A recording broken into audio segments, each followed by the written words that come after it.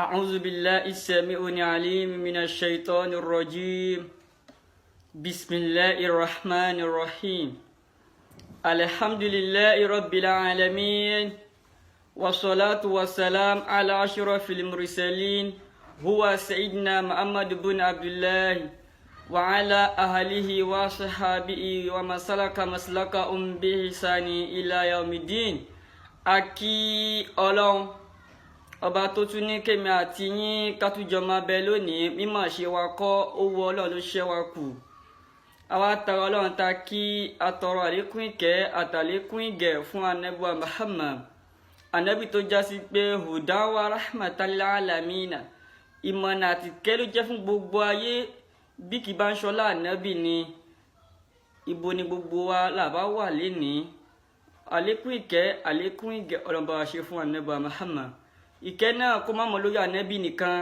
kó má bá gbogbo àwọn ará ilé àwọn sahaba àwọn khulafa rashidun àwọn tábì yìí àti gbogbo àwọn àfẹ́sìn tí wọ́n ti bọ́ sáré kìyàmọ̀ tó já sí pé nǹkan tọ́lọ́run sọ tá ànábì sọ òun ni wọ́n gbé dání tí wọ́n tako tọ́lọ́run tí wọ́n tako tànábì tó ti bọ́ sáré kìyàmọ̀ àlékún ìkẹ́ àlékún ìgẹ̀ ọlọ́ba ṣe fún wọn.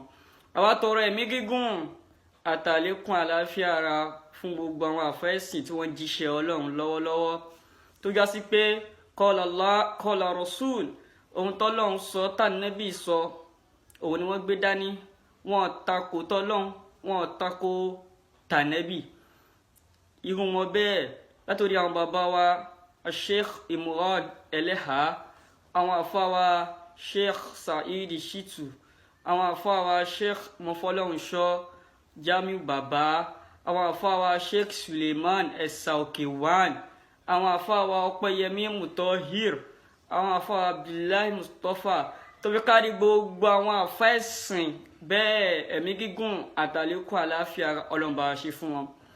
àwa kí gbogbo ẹ̀yin yá wa ẹ̀yin bàbá wa nínú Islam lọ́kùnrin lóbìnrin lọ́mọdé lágbàlagbà pẹ̀lú gbólóhùn tó fi lápọ̀nléjù tó fi lọ́lájú pé assalamu alaikum wa rahmatullahi wa barakatuhu. ẹ̀yin yá wa ẹ̀yin bàbá wa kí ni a fẹ́ bára wa sọ òun náà ni ìkìlọ̀ fún àwọn aláṣejù nínú Súfí ìkìlọ̀ fún àwọn tani fún àwọn aláṣejù nínú Súfí. àkọ́kọ́ náà ìlànà Súfí nínú Islam kì í ṣe bá Nábì tí ní ká ṣe Súfí kì í ṣe bẹ́ẹ̀ ni à ń ṣe nílẹ̀ Yorùbá lónìí. ọ̀pọ̀lọpọ̀ àwọn àfáà àgbà míì tí wọ́n ti kọjá lọ wọ́n ti àṣejù bọ́ wọ́n ti ṣe kí ni wọ́n ti àṣejù bọ́. ẹni tó bá jẹ́ onísúfí àkọ́kọ́ ẹni tó bá jẹ́ onísúfí tó já sí pé yes kí ló ń pè ní Súfí òun náà ni ìṣe Ọlọ́run lọ́kan tó já sí pé gbogbo ìgbésí ayé Ọlọ́run ni ó máa fi pè àárọ̀ ọ̀sán alẹ́ Ọlọ́run ni ó máa fi pè. ṣùgbọ́n nílànà Súfí nílẹ̀ Yorùbá lónìí wọ́n ti sọ dídàkudà wọ́n ti sọ Súfí di nǹkan míì wọ́n ti ṣe kí ni wọ́n ti sọ Súfí di nǹkan míì. àkọ́kọ́ náà òtọ́rọ̀ ní ká má sọ òun asòtọ́rọ̀ Sufism nínú Islam nílẹ̀ Yorùbá lónìí bó ti ń ṣe nílẹ̀ Yorùbá àrínú Al-Qur'an láti page alákọ̀ọ́kọ́ tó fi dé ìgbẹ̀yìn láti Suratul Fatiha tó fi dé Suratul Baqara àrí nínú Al-Qur'an wípé bó ti ń ṣe Súfí nílẹ̀ Yorùbá bó ti ń ṣe lélẹ̀ ààrẹ nínú Al-Qur'an. àkọ́kọ́ nìyẹn o adẹ̀tú agbo gbogbo tíra pátá gbogbo àdìs Ànábì wa Muhammad gbogbo àwọn ẹgbà wa oríṣiríṣi ẹgbà wa àríbítà Ànábì ti sọ pé kó máa ṣe Súfí bó ṣe ń ṣe Súfí nílẹ̀ Yorùbá lónìí àríbítà Ànábì ti sọ fún wa bẹ́ẹ̀. ṣé wá rí nílẹ̀ Yorùbá lónìí nínú àwọn tó bà ìsìlámù jẹ́ jù tí wọ́n da ìsìlámù rú jù òun làwọn ní Súfí náà tó bà ìsìlámù jẹ́ jù nílẹ̀ Yorùbá lónìí. Àkọ́kọ́ náà látara ìsọkúsọ tí wọ́n sọ ìwíkúwí bí kò máa ní Suratul Fati ju ìwọ̀n ọ̀yàn lọ, kò máa ní Suratul Fati tí ẹ bá kí Suratul Fati ó ju kéèyàn ka Quran bíi 600,000 kí ló dé. Gbogbo àwọn kíní yìí wọ́n fi ń ba ìsìlámù jẹ́ ni, wọ́n fi ń da ìsìlámù wò, wọ́n convince àwọn èèyàn. Àkọ́kọ́ náà Súfí kágbélé torí àwọn Tìjàníyà nígbàtí Ànábì wa Muhammad sallallahu alayhi wa sallam tánàbí ṣe àràfà ìgbẹ̀yìn tí ó fi ṣe mímọ́. Ìgbà tánàbí wà lórí àràfà tọ́lọ́run ka gbogbo àwọn nǹkan tá lè jẹ tí mùsùlùmí lè jẹ tí tó jẹ́ haram, èyí tó tọ́ fún mùsùlùmí kí mùsùlùmí jẹ tọ́lọ́run ká bọ̀ fún Ànábì. Ọlọ́run sọ fún Ànábì wípé al-yawma akmaltu lakum dinakum. Ọlọ́run ní ìyá Ànábì al-yawma akmaltu lakum dinakum, òní o mo ti pé ẹ̀sìn yín fún yín, wa atmamtu alaykum ni'mati, èmi Ọlọ́run Ọba mo ti parí ìdẹ̀ra èmi Ọlọ́run Ọba lé yín lórí, wa raditu lakum al-islam dina, mo dẹ̀ tún yọ́nú sí ẹ̀sìn ìsìlámù fún yín. Ẹ dákun, lẹ́yìn ìgbà tó lọ sọ fún Ànábì pé al-yawma akmaltu lakum dinakum, ń pé èní yìí àti pé ẹ̀sìn yín fún yín,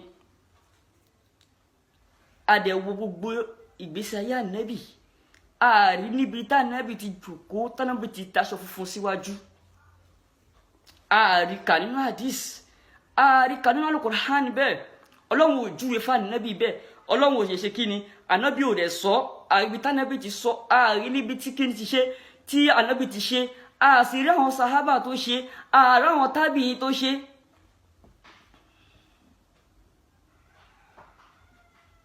So àkọ́kọ́ náà nìyẹn pé Súfí nílẹ̀ Yorùbá kì í ṣe ti Islam. Súfí nílẹ̀ Yorùbá lónìí kì í ṣe ti Islam, pàápàá jùlọ lórí Tìjàníyà. Nígbàtí Ọlọ́run ti sọ fún Ànábì pé al-yawma akmaltu lakum dinakum, èní mo pé ẹ̀sìn yín fún yín, tá Ànábì fi lo gbogbo ìgbésí ayé ẹ̀, àgbọ́ pé Ànábì taṣọ funfun síwájú. Tá Ànábì fi lo gbogbo ìgbésí ayé ẹ̀, àgbọ́ pé ẹnìkan gun lọ́nú ẹ̀mí fún ọjọ́ méje, ẹnìkan gorí òkè, wípé ẹnìkan gorí òkè ọjọ́ mẹ́ta, àgbọ́ tá Ànábì fi lo gbogbo ìgbésí ayé ẹ̀.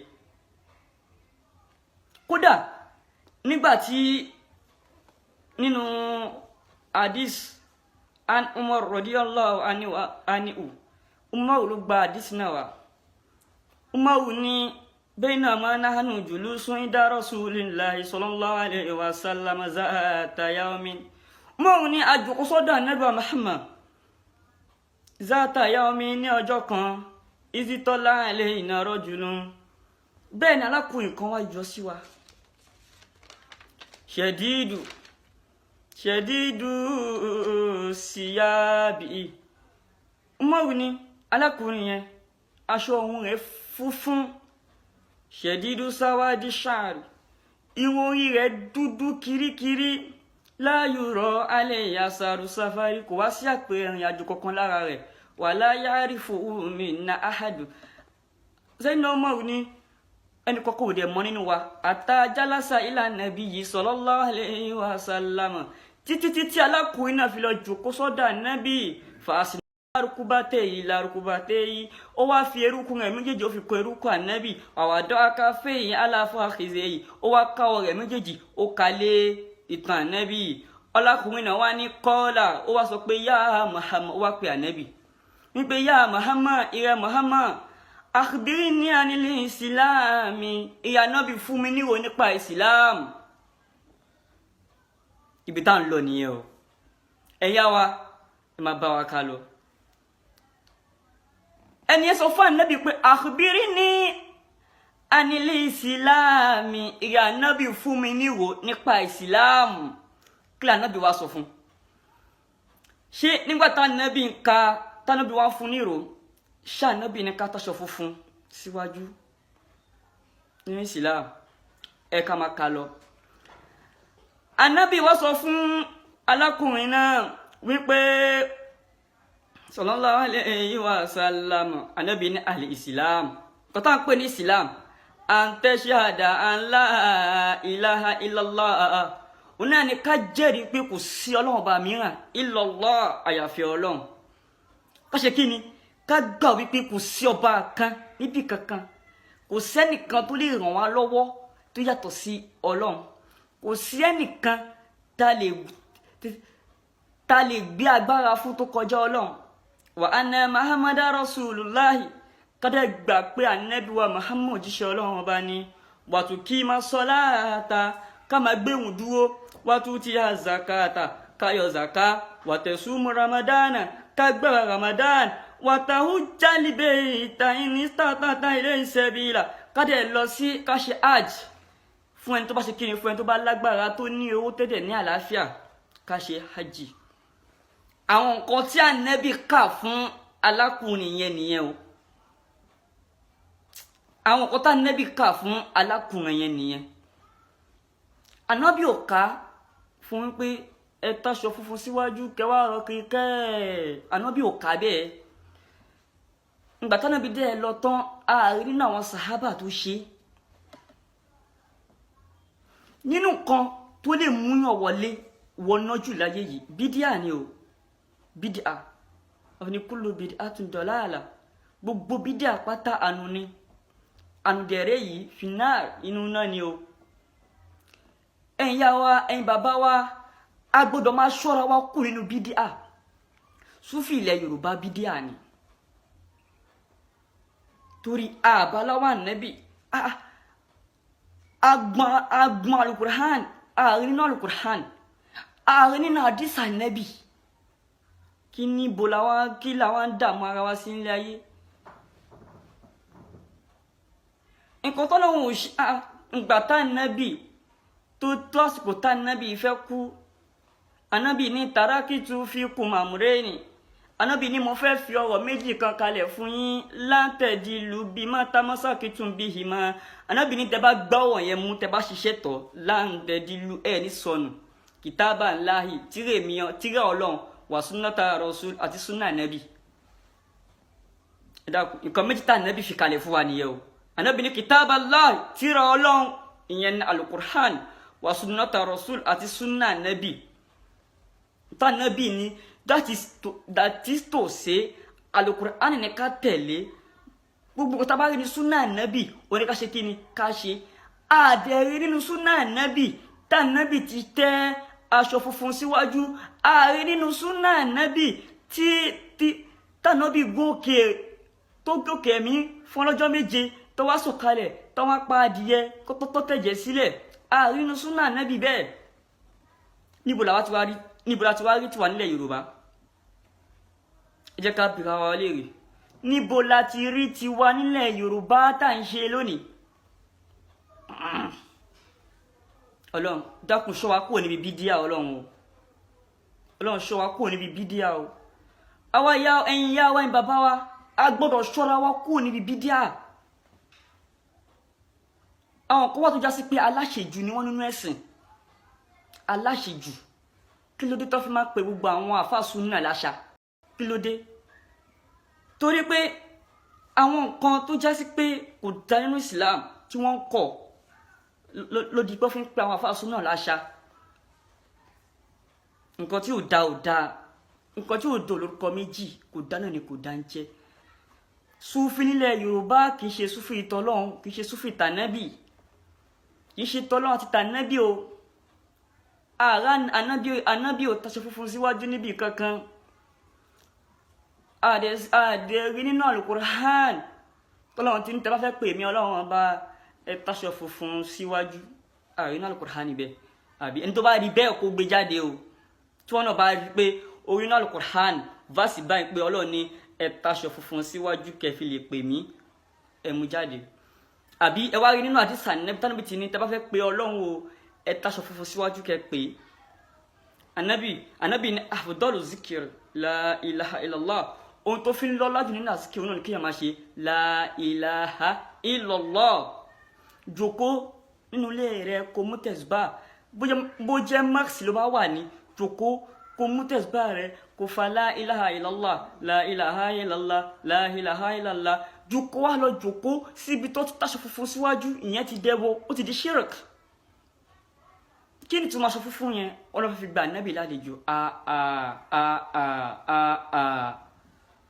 gbogbo àwọn onísúfí ilẹ̀ Yorùbá ẹ jẹ́ ká kíyèsára wa. Ohun tó wá pọ̀ jù lé nísìn àwọn aláṣejù ti wá pọ̀ jù nínú súfí báyìí. Àwọn ta ni àwọn aláṣejù ti pọ̀ jù nínú súfí. Ẹ rí ẹlòmíì iṣẹ́ àkàdà ló ń ṣe o akọ̀dọ̀ jìjì alóhùn fẹ́ lọ gbawọ́ òun náà di mùrídí òun náà di mukadam yóò di pé wọ́n máa pè ní ṣéwù tó bá padà ya alóhùn ti rùsùl kò kí ó kọ̀ọ̀kan o akọ̀dédé lóhùn ti rùsùl ọlọ́run ló pè òun yóò jókòó súfí. Wàláhì azim aksamtu billah mo búra pẹ̀lú ọlọ́run tó dá mi ìkan ṣẹlẹ̀ láìpẹ́ yìí ládùúgbò tí mo wà yìí. ẹni ẹ náà olóhùn ti rùsùl ọlọ́run ló pè òun ó dẹ̀ jókòó súfí. Ó wá ń ṣe wàsífà ẹnìkan wá gbẹ̀mí lọ́ba ní ó fẹ́ gun orí òkè ọlọ́jọ́ méje. Àtúbí ta tó ti rí yẹn ọlọ́run dákun ṣàánú wa nínú ìsìlámù. Wọ́n lọ fẹ́ gun orí òkè ọlọ́jọ́ méje. Ìgbà tẹ́niyàn wá gorí òkè ọlọ́jọ́ méje tẹ́niyàn wá sọ̀kalẹ̀. Wọ́n wá pa adìyẹ wọ́n wá fún ẹ̀jẹ̀ adìyẹ sílẹ̀ ńlẹ̀ sí gbogbo àdúgbò. Wọ́n wá dé ọ̀nà kẹ́nìbọ̀dì má kọjá wọ́n wá fún ẹ̀jẹ̀ káàkiri torí pé èèyàn gun orí òkè ọlọ́jọ́ méje sọ̀kalẹ̀. Ẹ dákun níbo la ti rí ẹ̀nu Al-Qur'an. Gbogbo kíní ìdẹ́ ń ṣẹlẹ̀ ẹ wá ní káwọn àfáà súnnà dákẹ́ ẹni káwọn àfáà súnnà má sọ̀rọ̀. Ẹ rí pé wọ́n fẹ́ bá yí àwọn aláyé jẹ́ wọ́n fẹ́ bá yí àwọn èèyàn jẹ́ ni. Tá bá rí yẹn dìde sọ̀rọ̀ pé kí ní tẹ́ ṣe yóò ti dẹ́bọ ó ti dòṣì. Báwo làwọn èèyàn tó ń tẹ̀lé wọn tí wọ́n mú ṣìnà báwo ló ṣe fẹ́ là báwo ló ṣe fẹ́ lajú báwo lójú wọn ṣe fẹ́ là. Nínú náà onísúfí náà láti rí ẹni tó ní Suratul Fatiha ó ju àwọn èèyàn lọ. Kò sí ibi tánàbí bá ti ń ka 5 pillars of Islam kò sí ànábì máa pariwo wàtúkí máa sọ̀láàtà ẹ máa gbéhùn dúró ìrun wà very important nínú ìgbésí ayé mùsùlùmí. Wọ́n ní nínú nǹkan tọ́lọ́run kọ́kọ́ béèrè lọ́wọ́ wa nínú iṣẹ́ tọ́lọ́run kọ́kọ́ béèrè lọ́wọ́ wa as-salat ìrun ni. Kẹ́nìkan wá ní kí Suratul Fatiha ó ju ìrun ọ̀ranyàn lọ. Ṣé rí pé aláṣejù nìyẹn ẹ̀yà wa ṣé rí pé ìyẹn ti di aláṣejù bẹ́ẹ̀ yẹn. Ṣé bí nínú àwọn àfọ onísúfí náà ló ní Salatul Ibrahimiyya tánẹ́bì ní ká máa ṣe fóun nínú àwọn onísúfí náà ló ní Salatul Ibrahimiyya pé Salatu Ràgó ni. Ó sọ Salatu ànẹ́bì tánẹ́bì ní ká máa ṣe ó sọ di Salatu Ràgó. Nínú àwọn onísúfí náà ni. Ẹ dákun ẹ wá ní káwọn àfáà súnnà dákẹ́ kó máa báyé jẹ́ nìṣó kó máa sọsọkúsọ nìṣó. Àwọn àfáà súnnà lè dákẹ́ torí kí lọ́lọ́ wọn wá wáyé wá ṣe. Tàbáríkọ̀ tó kù díẹ̀ káàtó nínú láàrin ọmọ ìyá wa ká pè sákèsí. Ká ṣe kí ni tàbá pè sákèsí tí ò bá wá gbọ́ ká wá sọ fún gbogbo ká wá pàdé fún gbogbo àwọn tó ń tẹ̀lé pé ẹ̀yin tẹ́ ń tẹ̀lé yìí ó mú ìṣìnà ní o kọ́lọ̀n bá lè là wọ́n. Kọ́lọ̀n bá ṣe lè ṣe kí ni kọ́lọ̀n bá lè là wọ́n. Ọlọ́run dákun ṣọ́ wa kúrò níbi bídíà kí bídíà o. Ẹ̀yin yàwó yín bàbá wa ẹ jẹ́ ká ṣọ́ra wa kúrò níbi bídíà kí bídíà. Àwọn onísúfì ilẹ̀ Yorùbá wọ́n ti bà ìsìláàmù jẹ́ jìnnà wọ́n ti dànkọ́ nínú ìsìláàmù. Ẹ dákun ẹ̀yin yàwó ẹ̀yin bàbá wa jẹ́ ká ṣọ́ra wa nínú súfì ilẹ̀ Yorùbá o. Má jẹ́ ká tẹ̀rì síbẹ̀. Ẹ má jẹ́ ká ṣe kí ni ẹ má jẹ́ ká tẹ̀rì síbẹ̀. àwọn tó ti tẹ̀lé síbẹ̀ wọn ò lè jáde mọ́ Ọlọ́run nìkan àfi àánú Ọlọ́run nìkan ló lè là wọn lójú àfi kí ni àfi àánú Ọlọ́run nìkan ṣùgbọ́n ẹnikẹ́ni tó bá wá rí nínú Al-Qur'an àti nínú àdìsá yẹn bíi pé Ọlọ́run ní ká tọ́ṣọ funfun síwájú ká fi pè wọn àbí wá rí nínú àdìsá yẹn bíi pé ànábì ní ká tẹ́ aṣọ funfun síwájú ká fi pè wọn kó jáde kó dẹ̀ mú àyà náà wá kó dẹ̀ mú àdìsá yẹn bíi wá. ṣe gbogbo kọta bá ti ń ṣe tó bá ti ń takò tànẹ́bì kíní yẹn ó ti kọjá àlà ṣe mọ̀ pé kéèyàn ní suratul Fati ó ju ìwọ̀n àwọn èèyàn lọ ẹnìyẹn ti takò tọ́lọ́run nìyẹn ó ti ṣe kíni ó ti takò tọ́lọ́run ó ti takò tànẹ́bì ìhun tànẹ́bì sọ di àwọn èèyàn fún wa tọ́lọ́run sọ di àwọn èèyàn fún wa wá ní kankan ju ìwọ̀n ọ̀hún lọ suratul Fati ju ìwọ̀n ọ̀hún lọ adé anabi dẹ̀rẹ́ yìí anabi ò dárúkọ suratul Fati suratul Ibrahimiyya anabi ní ká máa ṣe fóun suratul Ibrahimiyya lànàbì ní ká máa ṣe fóun àríwí tànẹ́bì ti ní ká máa ṣe suratul Fati kí ló wá dé gbogbo èèyàn aláṣejù nínú súfì ilẹ̀ Yorùbá ẹ lọ jáwọ́ ẹ lọ ṣe kí ni ẹ lọ jáwọ́ gbogbo àwọn èèyàn tẹ́ ti ṣì lọ́nà Ọlọ́run á bí yín gbogbo àwọn èèyàn tẹ́ ti ṣì lọ́nà Ọlọ́run á bí yín o gbogbo àwọn àfáà àgbà nínú súfì ẹ̀yin náà ẹ máa bójú wẹ̀yìn kẹ́ máa wo àwọn tí wọ́n ń bá tí wọ́n da ìsìlámù rú náà wọn ní súfì tẹ́ bá dé bomi tó ti ń ṣe wàsífà èmi yìí mo ti ṣe wàsífà rí dáadáa mo ti ṣe kùbùrà rí dáadáa ìgbà tá a rí pé gbogbo kìíní yìí ṣé kù náà la fi kúrò ńbẹ̀ ìgbà tí mo sì fi ń ṣe wàsífà àti kùbùrà tó bá bẹ̀rẹ̀ askar ẹ wà máa rí àwọn èèyàn máa fò ẹlòmíà máa forí gbá orí gírí káàkiri yóò máa róòlù wọn láwọn gbẹ́ mi láti bẹ̀ wọ́n á gbẹ́ mi wọ́n láwọn gbẹ́ mi ọlọ́jọ́ mẹ́ta ọlọ́jọ́ méje tó bá gbẹ́ mi ọlọ́jọ́ mẹ́ta àbí tó bá gbẹ́ mi ká ní pé wọ́n gbé ẹ̀mí ọlọ́jọ́ mẹ́ta ń sìn àwọn èèyàn máa wá ọmọ máa ní ẹni máa sọ sọkúsọ fún wọn ń pé lọ wá kinní kan lọ wá àgbọn lọ ra àgbọn wá lọ ra kándù wá ẹni tó gbẹ̀mí ẹ̀ ló máa sọkúsọ bẹ́ẹ̀ fún wọn wọ́n máa rí ìran séèyàn ìdákùn ṣé lànà tànẹ́bì nìyẹn ṣé lànà tọ́lọ́ọ̀ nìyẹn ṣé lànà tànẹ́bì nìyẹn gbogbo kinní yìí a need láti yọ kúrò nínú Islam ò kì í ṣe ẹ̀sìn bàbá ẹnìkan Islam tọ́lọ́ọ̀ àti tànẹ́bì ẹni kò gbọdọ̀ wá fi nǹkan tí ó ba Islam jẹ́ ẹni kò gbọdọ̀ wá fi sí lójijì a gbọdọ̀ yọ kúrò ńbẹ̀ gbogbo àwọn tó fi àṣejù sínú Islam nínú àwọn Tìjàníyà ló pọ̀ jù òótọ́ wo ní ká má sọ òun bá a sọ tọrọ a kù bá a sọ a kù kílà ní wá sọ òótọ́ wọn kílà ní sọ òótọ́ òun fún kílà ní sọ fún bó sọ ó kù bó sọ ó kù kí ló ní wá sọ fún nínú àwọn tó pọ̀ jù tó ń da ìsìlámù wú lónìí àwọn Tìjàníyà pọ̀ bẹ́ẹ̀ ẹlòmíì ò ní kéwò kò ní kéwò rárá kò ní nímọ̀ ẹ̀sìn tawhid ò ní yé kò ní kéwò rárá yóò kò dédé sọ pé òun ti rùsùl òun ti rùsùl kí ní jẹ́ bẹ́ẹ̀ yóò wá jókòó yóò lóun náà ti di ṣéwù kódà nílẹ̀ Yorùbá lónìí àfà tó kọ́yàn kéwú àpọ́nlé tí ọmọ kéwú fún àfà tó kàn kéwú èyí tó ń fún ṣéwù tó gba ọlọ́wẹ̀ ó ju èyí tó ń fún àfà tó kàn kéwú lọ.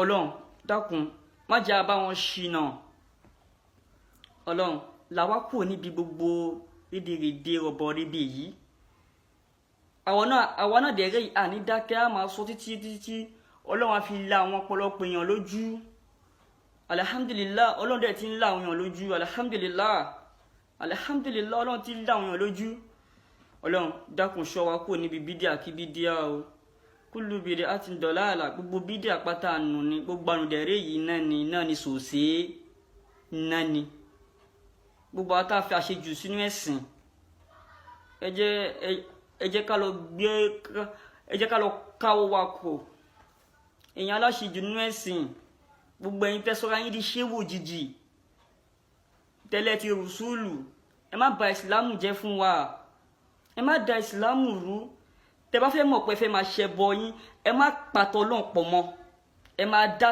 ṣẹbọ yín dáńfó yín ẹ má dá ṣẹbọ yín ẹ má pàtọ́ Ọlọ́run àtànẹ́bì papọ̀ mọ́ gbogbo ẹ̀yin tẹ́ di ṣéwò òjijì tẹ́ di mùkádàmù òjijì ẹ lọ rẹra yín lẹ̀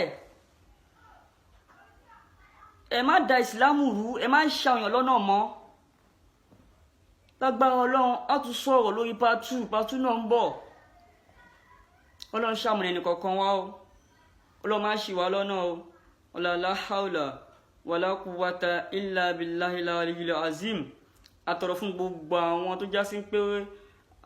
tó jásí pé wọ́n ń náwó sójú ọ̀nà tọ́lọ́run Ọlọ́run bá dúró ti ẹnì kankan wọn o gbogbo àwọn ìyá wa ẹ̀yin bàbá wa aṣàdúrà fún gbogbo ojú tó ń wò wá aṣàdúrà fún yín àlékún dáadáa àlékún àrísìkí Ọlọ́run bá wa ṣe fún yín o Ọlọ́run sì ní fi ilẹ̀ nígbà kan o la ilaha illallah gbogbo àwọn aláàárẹ̀ tó ń bẹ lọ́sípítù Ọlọ́run pa àṣàláfíà fún wọn Ọlọ́run gbogbo àwọn tí wọ́n wà nínú ìdè tó jẹ́ pé nǹkan tí wọ́n mọ́wọ́ tí wọ́n mẹsẹ̀ ló ń jí àlè lórí Ọlọ́run dákun bàbá yọ wọn kúrò ń bẹ Ọlọ́run la hawla wala quwwata illa billahil aliyyil azim.